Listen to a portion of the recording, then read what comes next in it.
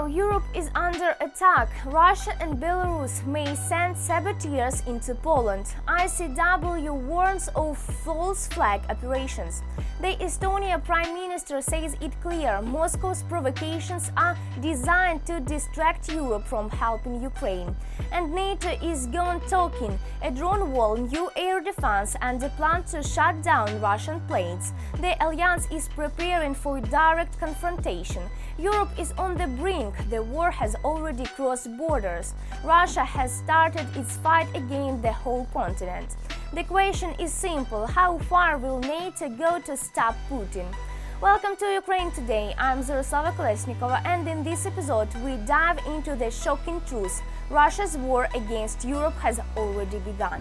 Russia and Belarus may send saboteurs into Poland. ICW warns Moscow is preparing false flag operations. Russia may be preparing a dangerous provocation against NATO. According to a new report by the Institute of the Study of War, Moscow and Minsk could send sabotage reconnaissance group into Poland, target critical infrastructure, and then try to blame Ukraine for the attack. On September 30, Russia's foreign intelligence services issued a statement accusing Ukraine of planning a false flag operations in Poland. The CVR claimed without evidence that Ukraine's military intelligence and Poland's secret services would deploy an CRG made up for Russians and Belarusians from the Freedom of Russia Legion and the Kastos-Kalinowski Regiment. The bizarre scenario planned by Moscow included these fighters pretending to be Russian and Belarusian special forces when captured by Polish security services. A press conference afterward where the pro-Ukrainian units would accuse Russia and Belarus of the sabotage. A coordinated attack on Polish infrastructure by Ukraine to create public shock. Exploiting recent Russian drone incursions into NATO airspace to inflame anti-Russian feelings in Poland and push Europe into deeper involvement in the war. ICW analysts concluded the Kremlin is likely creating the information conditions to blame Ukraine for future attacks that Russia itself may conduct against Poland or other NATO countries. The report notes that Russia had used this tactic before accusing Ukraine of drone instructions into Poland and Romania on September 26, even though both NATO members clearly identified the drone as Russian. Ukraine's National Security and Defense Council has also warned about these hybrid threats. Andrei Kovlenko, head of the Center of Countering Disinformation, said Russian spy chief Sergei Narishkin essentially announced Moscow's own plans. The main goal of these drone attacks in NATO skies and a possible future attempt to send Russian saboteurs into Poland is to test NATO's reaction and scare European societies, to weaken support for Ukraine. It won't work. ICW underlined that such disinformation campaigns are a key part of Moscow's playbook, spreading baseless accusations before carrying out provocations in order to deny responsibility and sow doubt in NATO capitals. Europe now faces a chilling possibility. Russia and Belarus may be preparing direct sabotage on NATO territory, and the world will be watching whether the Kremlin dares to cross that line. Russia's provocations aim to distract Europe from helping Ukraine, Estonian Prime Minister.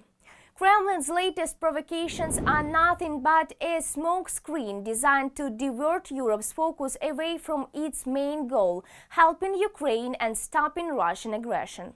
In an interview with France 24, Estonian Prime Minister Kristen Michal accused Moscow of deliberately violating NATO airspace to shift attention. Dictator Putin wants us to talk about ourselves, not about Ukraine, not about helping Ukraine, not about how to force Russia to leave Ukraine.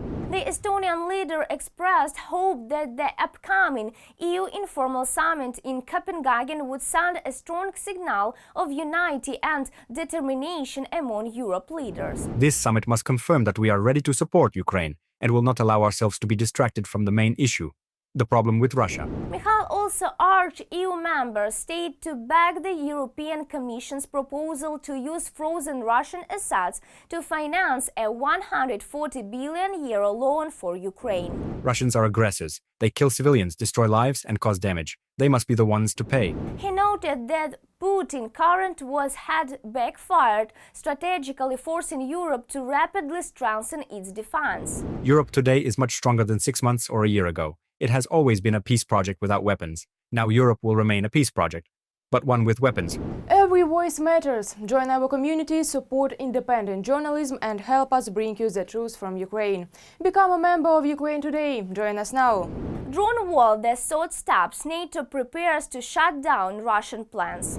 NATO may be a mode to take its third step yet on the eastern border. For the first time, the alliance is considering changing its rules of engagement, moving from simply assaulting Russian aircraft to shooting them down.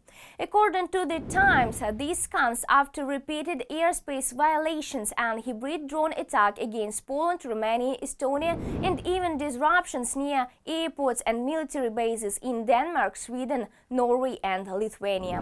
Baltic countries are pushing hardest for change. Latvian President Edgars Rinkēvičs said, Right now we rely only on the air policing mission. We need a shift from policing to a real air defense mission. That means not only more air defense system, but also stricter rules for using them. At the moment, NATO jets usually just escort Russian aircraft out of Allied airspace unless they pose a direct threat. NATO's top military officials, Admiral Giuseppe Cavadragon, confirmed that shift is on the table. Given that these incidents happened very recently, they are still under investigation. We need confirmation of responsibility. I'd say it's too early for conclusions. Still, Eastern allies warn the time for warning may be over and the age of drone wars or total air defense could be about to begin. This is no longer just Ukraine's war. Europe is preparing for battle. EU leaders admit the scale of conflict will explode beyond Kyiv because Putin will not stop. His targets are all Europe. A new world war is no longer a nightmare, it is a real threat. How is Europe admiring up for the fight of the century? And can NATO crush Putin's empire before it's too late? Full breakdown in our report. Europe is actively preparing for war with Russia. Most EU country leaders are convinced that the scale of today's conflict will inevitably extend beyond Ukraine. After all, Putin has no intention of stopping with Kyiv. He wants to take Warsaw, Vilnius, Berlin, and Paris as well. And then, immediately after that, Paris, Berlin, and upon the desolate ruins of Washington, we shall inscribe our own modest names. That's basically the mood right now. And such statements from the Kremlin about a possible invasion of Europe are no longer considered empty words in the West. EU countries are actively preparing for a potential and even quite specific invasion. Moscow sees itself as being at war with the West as a whole, and that also includes NATO. Russia will view any sign of weakness as an invitation to go even further and test NATO's unity and resolve to defend every inch of its territory.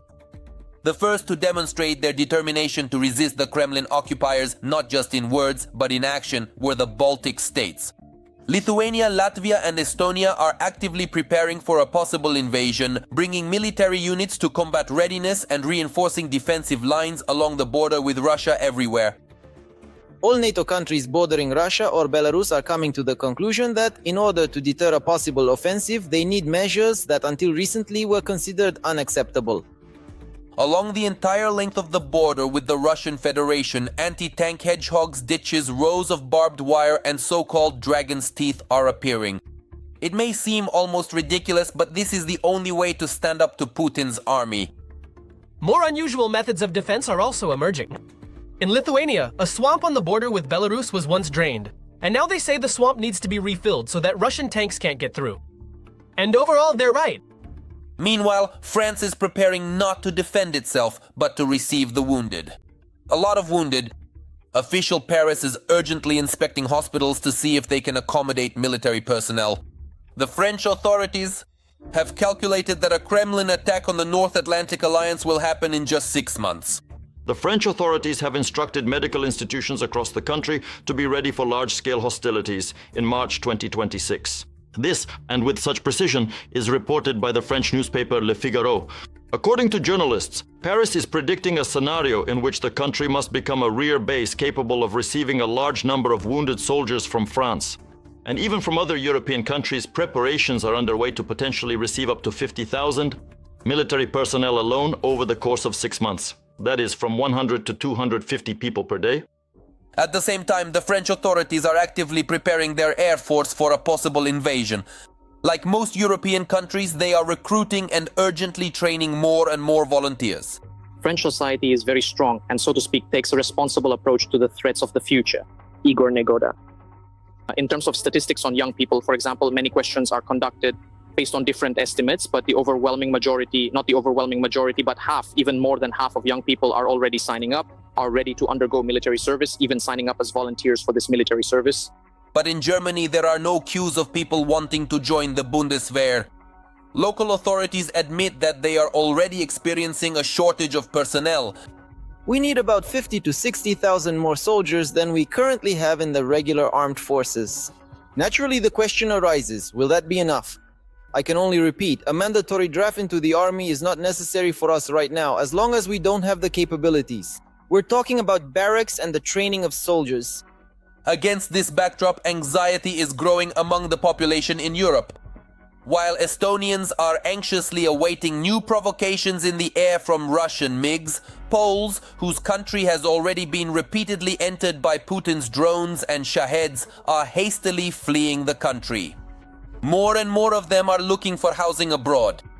According to Western agencies, residents of Gdansk, Warsaw and Krakow are actively considering moving their real estate, in particular to Portugal and Spain. Recently, the number of housing applications from Poles has at least tripled over the past month. Only 30% of those surveyed said they would like to leave Poland in the event of an attack. 70% are ready to stay. But what the real number will be, of course, we'll only see if such an invasion begins or shelling starts. The fact that Poles have long been buying apartments in Spain farther away from a possible attack on their country is already well known. Meanwhile, the Polish authorities are actively investing money in their own bomb shelters. For many Polish cities, modernizing and equipping them is almost a top priority. The country's security agencies have ordered nearly 4,000 buildings to be inspected for suitability as shelters. The Republic's government has also allocated 5 billion zlotys. But as for the Germans, in the event of an attack from Russia, not only are they not planning to flee anywhere, they aren't even in a hurry to go to the municipal bomb shelters. In Germany, demand for the construction of private bunkers has soared, and it's all because of the same fear of a Russian attack on NATO countries. For example, in January 2025, the number of requests for designing and building bunkers in Germany increased by half, according to Bild. A particularly large number of requests for personal bunkers from Germans came after the latest provocations by Putin. And the most popular among EU citizens today are medium-sized private bunkers with an area of 30 square meters.